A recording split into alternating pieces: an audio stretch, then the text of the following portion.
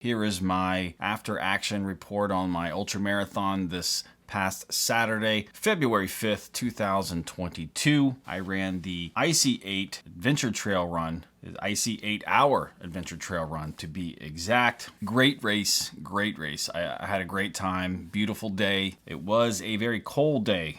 Had a temperature of around 29 degrees, windy, very muddy out on the trails, crazy muddy.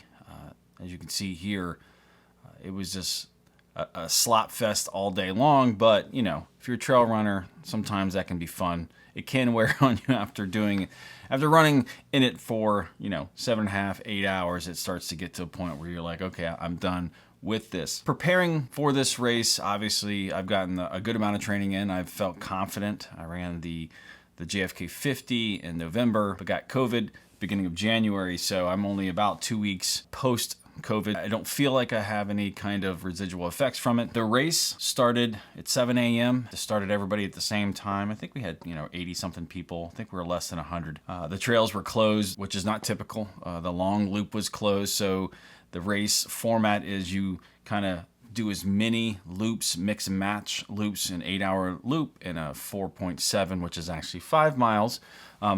You can mix and match those, and they also do a Groundhog Day one that you can choose an 8-hour loop and run it all day as many times as you can, or you choose a short loop, you run that as many times as you can. But when we showed up on race morning, the race director, Alex Papadopoulos, told us that long loop was closed due to some downed trees. As you've seen in videos that I've posted of the trails in Virginia, there's a lot of down trees, a lot of work that people are having to put into. So there was no long loop, and so everyone had to run the short loop, which made for a very long, monotonous day of running the same loop over and over and over again. You guys saw my pre-kit packing list kind of thing that I was putting together. I went through that list, packed all the stuff I normally pack, and shockingly, I used none of it. I packed all this stuff. I did use some of it. My first loop, here's my glass, by the way. Every time you finish an athletic equation race, you get a glass. I have tons of them. They're everywhere. I started off with some UCAN packets. Was using those for a while, but I kind of held those on me, on my race vest. And I was planning on going to my car each lap. That was the original plan. When I thought I was gonna be able to run at least 3 to 4 loops, I was going to do I was actually going to run all the long loops, and I was planning on hitting my car each time. But because I needed to be very quick on time, because we were stopping more, because we're on a short loop, I chose to just fuel completely off of the aid station. So I used none of my stuff other than running lube. Got to over lube. At the very end of the race, I ran over and grabbed my vitamin energy. I think I did that with 2 laps left. But that's all I used out of there. I didn't change clothes. I didn't switch gloves. Didn't change. I added a hat towards the end of the race just because I felt like I needed something on my head because of the wind. But pretty much, I just fueled aid station and got in and out. I was usually in and out within 1 to 4 minutes. Maybe not even that long. It was quick and in and out. So if you look at my loops, my first lap, which is actually measured at 4.7 what they do, but is actually 5 miles, I completed in 53:29.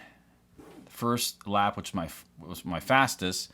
And the only reason it was my fastest because I ran up the first beginning hill of the thing, and pretty much after that I walked up that and then ran the rest. So second loop 53:58, so I'm pretty consistent there within about 20 seconds. Third loop 58:23, still cruising along there, feeling good. And then my fourth loop, I was 1 hour 2 minutes, and this is right around when I start to realize how much time you have. So you pretty much understand if you're going to get to the 40-mile mark, which I wanted to hit. To be able to get to that, I would have to run 1 complete loop every hour, and I would have to do that consistently. I would have to get 8 loops in, or at least close to that. I think you get close to that. Roughly to get to the 40-mile mark. I don't know if it was possible. It would be possible on my mileage, but I don't know by their measurements. So pretty much after that, I kind of pumped the brakes a little bit and backed off because I was pushing kind of hard, but I was still steady. I felt comfortable. I was still implementing kind of a run walk the last 3 laps. So lap 1, 2, 3, 4, 5 was 108, and then lap 6 was 108. Consistency, lap 7 was 108. And let me tell you how how awesome it feels to know that I was nailing the pacing that well. So the first 2 laps, 53 minutes each. Outlier there with the third lap being 58, fifth lap being 102, and then the last 3 108. I was really running by feel. I didn't look at my pace at all on my watch. I literally just put an average pace, and so I could see the mileage and average pace, but I didn't run by pacing at all, not by my watch. Just how I felt. Ran until I felt like I was pegging a little bit, and just kind of backed off a little bit and just kind of enjoyed. I'd walk when I'd walk. I'd walk some of the uphills, and that's pretty much it. Walked around the mud puddle. Sometimes I'd run through them, and it just felt like more fun that way than trying to maintain, especially on these courses that have a lot of up and downs and mud and just a lot of things to navigate around. Trying to worry about pace just became a real pain in the butt to even do that. So I thought I would just kind of do what I was going to do, because I knew, barring myself going out and running like 2 40-minute laps, I wasn't going to get another lap. And so once I realized, obviously after about 20 miles, getting closer to 40 was not going to happen, that by my watch I was going to get 35, I wouldn't be able to gain an hour. Now, if I could have ran out there and did 55 minutes all the way down, I probably would have had a lap to maybe, really nail on the last lap and have a little bit of time, but I just figured it wasn't going to happen. I finished at 7:41 and with an average pace of 3:12. That includes obviously stopping in the aid stations. It says I got 34 miles and 34.91 miles, almost 3,000 feet of gain, burned 5,000 and some change in calories. You can see the humidity was 73. The wind was way over 4 miles an hour. I'm not sure where that's coming from. It felt really cold, but as long as you were moving, it was fine. The sun was out. Beautiful, clear skies. Now, if you're thinking about running an interlupal race, it really is about banking as much time as you possibly can, not wasting it. Now, if you're just going out there in like a 12-hour or 24-hour and you're just out there to have fun, you can enjoy and sit and enjoy your friends or whatever it is you want to do, rest. But if you're really out there trying to crank as many miles as you can, it's really about banking as much, not wasting time, just fueling, getting into the aid station and back out. Now, I typically like to do this at all races just because aid stations just eat up so much time. But you don't want to do that at the detriment to your performance. You don't want to go and underfuel. You don't want to underhydrate just because you're not spending enough time.